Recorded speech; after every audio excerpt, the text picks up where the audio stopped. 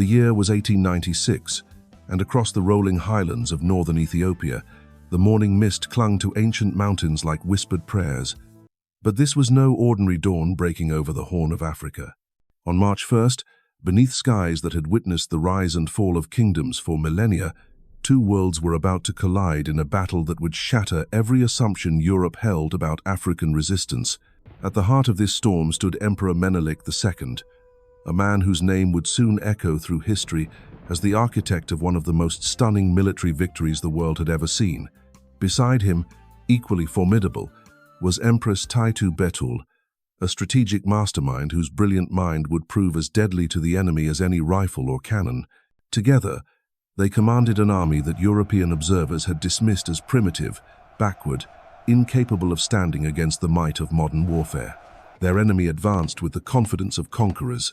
Italian forces under General Oreste Baratieri marched through the Ethiopian highlands, certain that superior European military technology and discipline would sweep aside any resistance.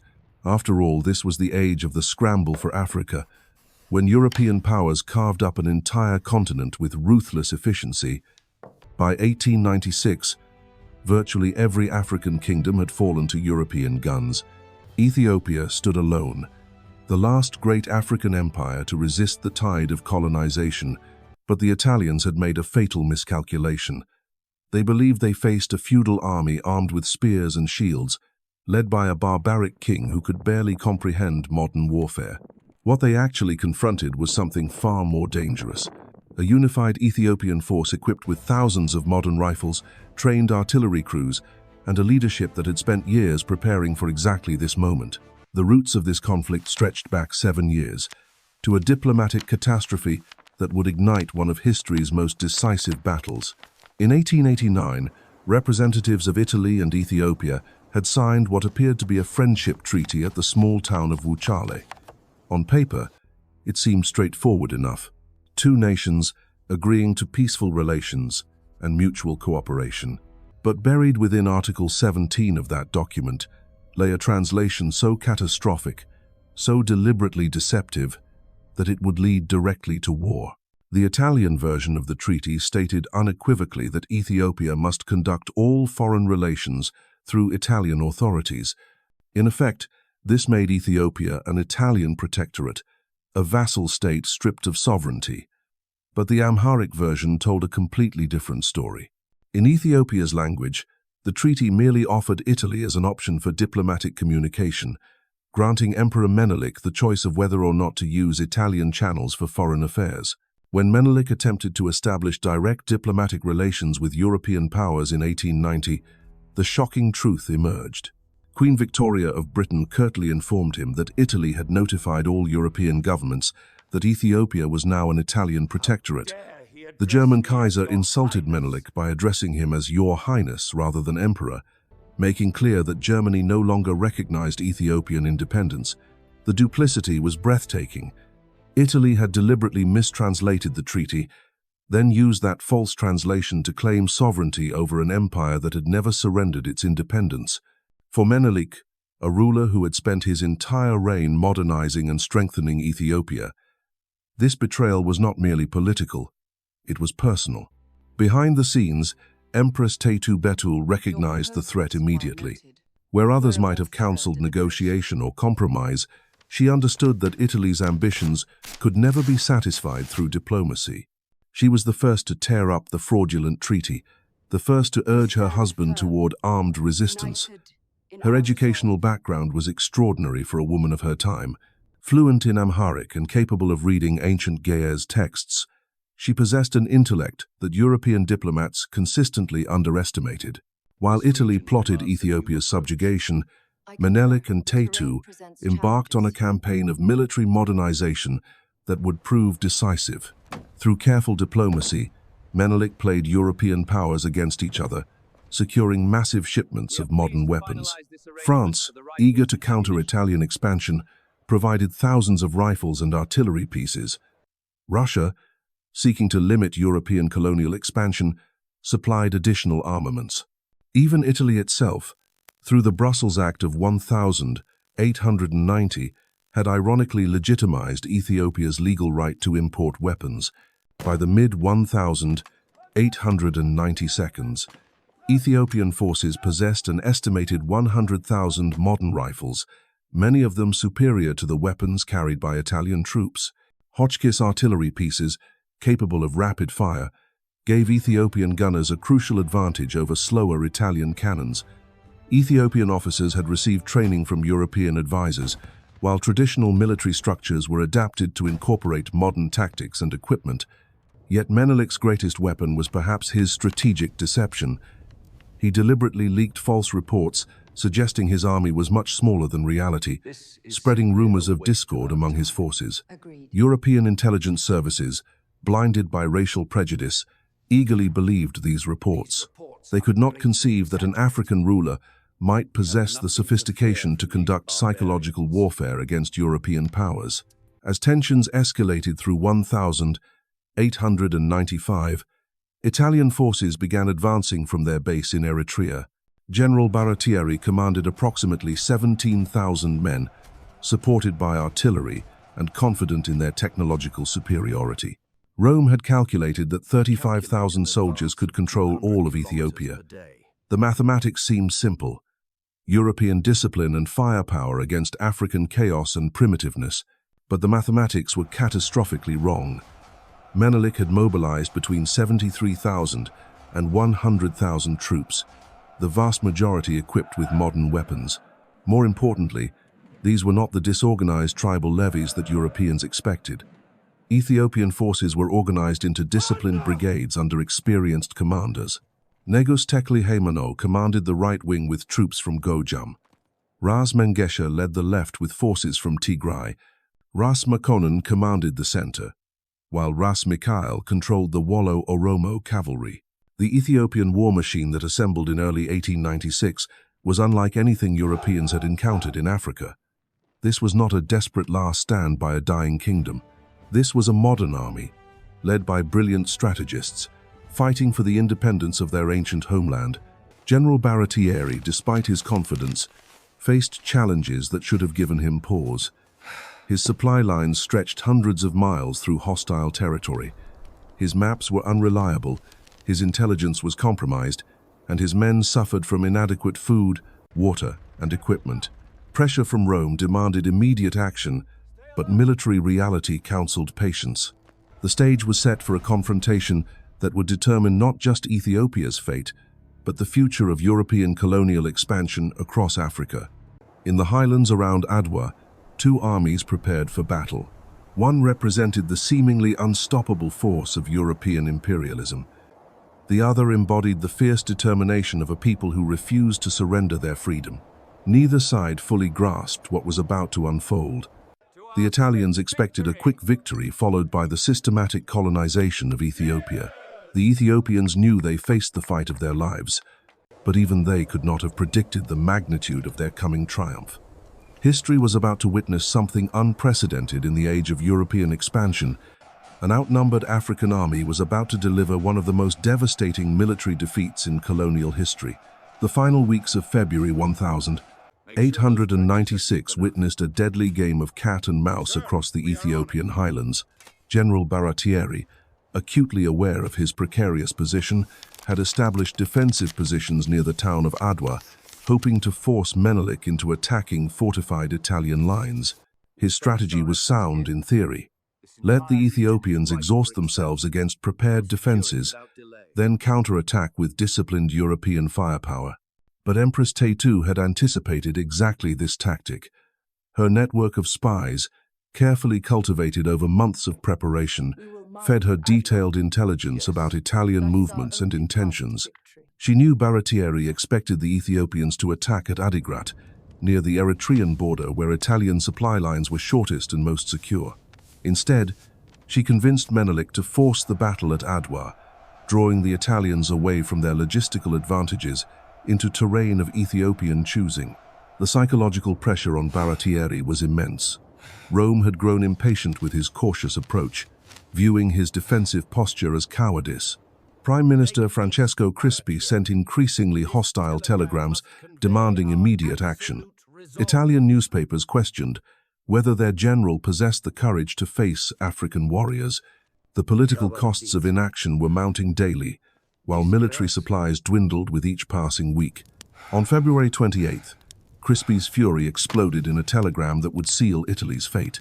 He accused Baratieri of cowardice, threatened his career, and demanded that he advance immediately or face disgrace at home. The general, his pride wounded and his options exhausted, called a council of war with his brigade commanders. Initially favoring retreat, he was swayed by subordinates who argued that withdrawal would destroy Italian prestige forever. The decision to advance was made not through military logic, but through political desperation.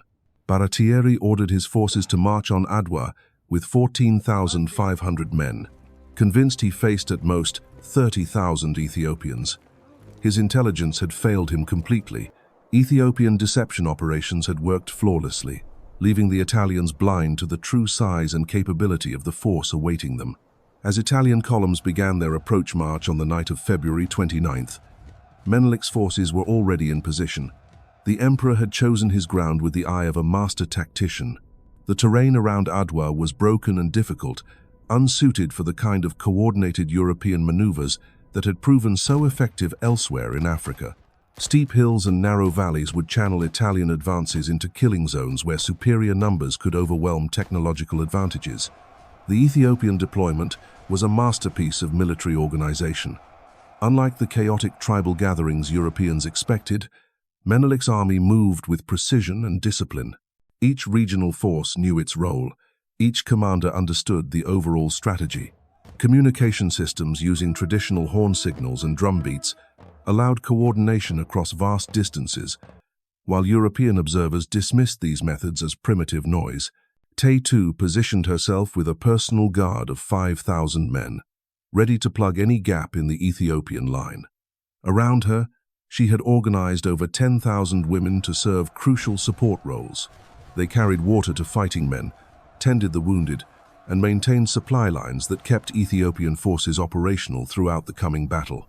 In the arid climate of the Ethiopian Highlands, this logistical support would prove as vital as any weapon.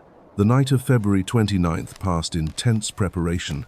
Italian soldiers struggled through, exhausted from their approach unfamiliar terrain, with inadequate maps and failing equipment. Many units became separated in the darkness, losing contact with higher command. The complex battle plan that looked elegant on paper was already falling apart before the first shot was fired. Ethiopian warriors, by contrast, rested in positions they had prepared and knew intimately. They had spent days studying the ground, identifying fields of fire, planning withdrawal routes, and coordinating interlocking defenses. While Italian officers struggled to maintain communication with scattered units, Ethiopian commanders moved confidently through terrain they had mapped in detail. As dawn approached on March 1st, the fundamental asymmetry of the situation became clear. The Italians advanced in ignorance, their forces divided, and their intelligence compromised. The Ethiopians waited in prepared positions, unified under brilliant leadership and equipped with weapons that European racism had convinced them no African army could possess. The opening moves of the battle would determine everything. Baratieri's plan called for a coordinated advance by 4 separate brigades, converging on Ethiopian positions from multiple directions. In theory, this would prevent Menelik from concentrating his superior numbers against any single Italian force. Each brigade would fix Ethiopian attention, while others maneuvered for decisive strikes. But theory and reality diverged catastrophically in the pre-dawn darkness. The Arimondi brigade, advancing through broken terrain, overshot its designated position and stumbled directly into the main Ethiopian encampment. Instead of achieving surprise, they found themselves surrounded by thousands of armed warriors who had been waiting for exactly this moment. Menelik, observing from his command position, immediately grasped the opportunity. Rather than allowing the Italians to coordinate their scattered forces, he would destroy them piecemeal. The tactical doctrine was simple but devastating. Use superior numbers to overwhelm isolated Italian units before they could support each other. The sound that shattered the Highland dawn was not the disciplined volleys European military manuals described. It was the roar of tens of thousands of modern rifles opening fire simultaneously, backed by the rapid thunder of Hotchkiss artillery pieces that could fire faster than anything in the Italian arsenal. General Albertone's brigade, advancing to support Arimondi, found themselves caught in a separate engagement as Ethiopian forces flowed around both flanks. The carefully planned Italian advance was disintegrating into a series of desperate holding actions as each brigade fought for survival against overwhelming odds. What made the Ethiopian assault so devastating was not just superior numbers, but superior coordination. While Italian units struggled to communicate across broken terrain, Ethiopian commanders maintained contact through traditional signaling methods that European technology could not intercept or disrupt. The result was a level of tactical coordination that stunned Italian observers. By mid-morning, the battle had become a rout. Italian formations, designed for European warfare against similarly organized enemies, crumbled under assaults that came from unexpected directions with overwhelming force. The technological advantages that had seemed so decisive on paper proved meaningless when outnumbered 10-1 by equally well-armed opponents who knew the terrain intimately. The retreat began before noon, as scattered Italian survivors fled toward Eritrea in growing panic. The collapse came swiftly, like a dam bursting under pressure that had been building for hours. What had begun as a coordinated Italian advance dissolved into chaos as panicked soldiers abandoned their positions and fled toward the safety of Eritrean borders. The proud European formations that had marched with such confidence into Ethiopian territory now scattered like leaves before a hurricane. The Dabormida brigade, attempting to cover the retreat of their comrades, found themselves completely surrounded on a hilltop position. Wave after wave of Ethiopian warriors surged up the slopes, their war cries echoing across the highlands as modern rifles cracked in deadly volleys. Italian artillery crews, overwhelmed by the sheer volume of incoming fire, abandoned their guns and joined the desperate flight northward. General Baratieri, watching his carefully planned offensive crumble before his eyes, made the agonizing decision that would haunt him for the rest of his life. The order to retreat was given, but by then it was far too late for an organized withdrawal. Italian units were scattered across miles of hostile terrain, cut off from each other and surrounded by Ethiopian forces that seemed to emerge from every ridge and valley. The pursuit was relentless and methodical. Ethiopian cavalry, particularly the feared Wallo Oromo horsemen under Ras Mikhael, swept down from the hills like avenging angels. Their intimate knowledge of the terrain allowed them to cut off escape routes and trap fleeing Italian columns in narrow defiles where superior numbers could be brought to bear with devastating effect. Empress Taytu, commanding from her position with the Imperial Guard, demonstrated the strategic brilliance that had made this victory possible. As Italian forces began their retreat, she ordered her forces to seize control of the vital water sources along the escape routes. In the arid landscape of northern Ethiopia, access to water meant the difference between life and death for the fleeing soldiers. Her tactical masterstroke ensured that even those Italians who escaped the immediate battlefield would face death by thirst in the highlands. The scenes of carnage that unfolded across the Ethiopian countryside defied every European assumption about African warfare. This was not the disorganized slaughter that colonial troops had come to expect when facing indigenous forces. Ethiopian units advanced with discipline and purpose, coordinating their attacks with precision that would have impressed European military observers if they had not been so busy fleeing for their lives. By early afternoon, the magnitude of the disaster became clear to surviving Italian officers. Entire brigades had simply vanished, swallowed by the highland terrain and the tide of Ethiopian warriors. Communication with Rome had been severed, supply lines had been cut, and the dream of Italian colonial expansion in East Africa lay in ruins across the battlefield. The human cost was staggering on both sides, but the proportional losses told the story of the battle's decisive nature. Over 6,000 Italian and colonial troops lay dead on the Ethiopian highlands, while nearly 4,000 more had been captured. Among the dead were some of Italy's most experienced colonial officers, men who had spent years building the military infrastructure that was supposed to guarantee European dominance in Africa. Ethiopian casualties, while significant in absolute numbers, represented a far smaller percentage of Menelik's massive army.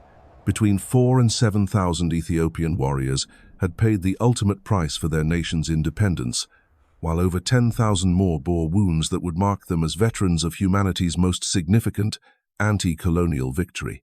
But these losses, heavy as they were, paled in comparison to the strategic triumph they had achieved. The treatment of prisoners revealed the complex racial and political dynamics that had driven the conflict from its beginning. Italian officers, captured in significant numbers for the first time in African colonial warfare, found themselves at the mercy of the very people they had dismissed as barbaric and inferior. The psychological impact of this reversal cannot be overstated. For the first time in the age of European expansion, white men knelt before black captors in substantial numbers. General Albertone, commander of one of the destroyed brigades, was taken into the personal custody of Azaj Zamanel, commander of Empress Taytu's army. The Ethiopian treatment of Italian prisoners was notably civilized, providing them with tents, horses, and servants while they awaited ransom negotiations. This magnanimity stood in stark contrast to the brutal treatment often meted out to captured Africans by European colonial forces. However, Ethiopian justice was harsh for those they considered traitors to the African cause. The 800 captured Eritrean askari, African soldiers who had fought alongside the Italians, faced a terrible fate. Regarded as betrayers of their own people, they suffered the traditional punishment of amputation, losing their right hands and left feet. The sight of these mutilated men, crawling to streams to quench their thirst before dying of their wounds, served as a grim reminder of the racial tensions that had fueled the conflict. News of the disaster spread across the world with stunning speed, carried by telegraph lines that connected even remote Ethiopia to global communication networks. In Rome, the initial reports were dismissed as impossible exaggerations. No African army could inflict such a comprehensive defeat on European forces. But as confirmation arrived from multiple sources, the full scope of the catastrophe became undeniable. The political earthquake that followed shook Italy to its foundations. Prime Minister Crispi, whose aggressive telegrams had pushed Baratieri into the disastrous advance, found his government collapsing as public outrage mounted. Italian newspapers, which had confidently predicted easy victory just days earlier, now demanded explanations for the worst military defeat in the nation's brief history. King Umberto declared his birthday a day of national mourning, while funeral masses were held across Italy for the known and unknown dead. Families began publishing letters they had received from soldiers before the battle, revealing the poor conditions and genuine fear that Italian troops had experienced in the weeks leading up to the disaster. The romantic vision of colonial conquest was replaced by the grim reality of body bags and grieving widows. Italian communities across the world organized relief efforts for the families of the dead and wounded. From St. Petersburg to Buenos Aires, from London to New York, the Italian diaspora grappled with the humiliation of their homeland's defeat. The nation that had dreamed of joining the ranks of great colonial powers now faced the ridicule of European rivals who had long questioned Italy's imperial ambitions. But the global implications extended far beyond Italian national embarrassment. For the first time since the beginning of European expansion into Africa, an indigenous African army had not merely resisted colonial conquest, but had utterly destroyed a modern European military force. The psychological impact reverberated across the continent and throughout the African diaspora worldwide. European colonial administrators from Cape Town to Cairo suddenly found themselves viewing their African subjects with new eyes. If the Ethiopians could inflict such a devastating defeat on European forces, what did that mean for the supposed racial superiority that justified colonial rule? The comfortable assumptions about African military incapacity that had underpinned decades of expansion were shattered in a single day of Highland combat. The victory sent shockwaves through African American communities in the United States, where news of Menelik's triumph was celebrated as proof that people of African descent could stand as equals to any European power. Churches held special services of thanksgiving, while newspapers proclaimed that the Battle of Adwa had vindicated the capabilities of the African race in the face of centuries of enslavement and oppression. European powers, recognizing the new reality, moved quickly to establish diplomatic relations with the Ethiopian Empire on terms of equality, rather than colonial subjugation. British and French delegations arrived in Addis Ababa within months, seeking treaties that would secure their colonial borders while acknowledging Ethiopian sovereignty. The balance of power in the Horn of Africa had shifted permanently, and European diplomacy had to adapt to accommodate an African empire that had proven its military prowess beyond question. The ramifications cascaded far beyond the immediate battlefield, rippling through the colonial consciousness like cracks spreading through glass. In the drawing rooms of London and the salons of Paris, European intellectuals struggled to reconcile their theories of racial hierarchy with the undeniable reality of Ethiopian victory. How could their carefully constructed narratives of African inferiority survive when faced with such overwhelming evidence to the contrary? The scramble to reinterpret the victory revealed the depths of European racial prejudice. Some observers desperately argued that Ethiopians were not truly African at all, inventing elaborate theories about their supposed Middle Eastern or Mediterranean origins. Others claimed that Italian military incompetence, rather than Ethiopian brilliance, explained the outcome. These mental gymnastics demonstrated how completely the victory had shattered European assumptions about the natural order of the world. Meanwhile, in the capitals of colonial Africa, nervous administrators began reassessing their own positions. The Ashanti in Gold Coast, the Ndebele in southern Rhodesia, and countless other African peoples who had been conquered by European forces now had proof that such conquest was not inevitable. Whispered conversations in marketplaces and around cooking fires carried news of the Ethiopian triumph, planting seeds of resistance that would germinate in decades to come. Emperor Menelik, for his part, understood that military victory alone would not guarantee Ethiopia's long-term independence. The diplomatic offensive that followed proved as brilliant as the military campaign that preceded it. Rather than gloating over Italian defeat, he moved swiftly to normalize relations with European powers, demonstrating that Ethiopia could function as a responsible member of the international community. The Treaty of Addis Ababa, signed in October 1896, formally recognized Ethiopian independence and nullified the fraudulent Treaty of Wuchale that had started the conflict. Italy agreed to pay a substantial indemnity, while Ethiopian sovereignty was acknowledged by all major European powers. For the first time since the beginning of the scramble for Africa, a European nation had been forced to negotiate with an African power as an equal. Empress Taytu's role in securing this diplomatic triumph was as crucial as her military contributions had been. Her fluency in multiple languages and deep understanding of European political dynamics made her an invaluable negotiator. She ensured that the treaty terms not only secured immediate Ethiopian independence, but also established precedents that would protect the empire's sovereignty for generations to come. The Battle of Adwa stands as proof that courage, strategic brilliance, and unity can triumph over seemingly insurmountable odds. Emperor Menelik and Empress Taytu didn't just defeat an Italian army that day, they shattered the myth of European invincibility and lit a beacon of hope that would inspire liberation movements across the globe for generations to come.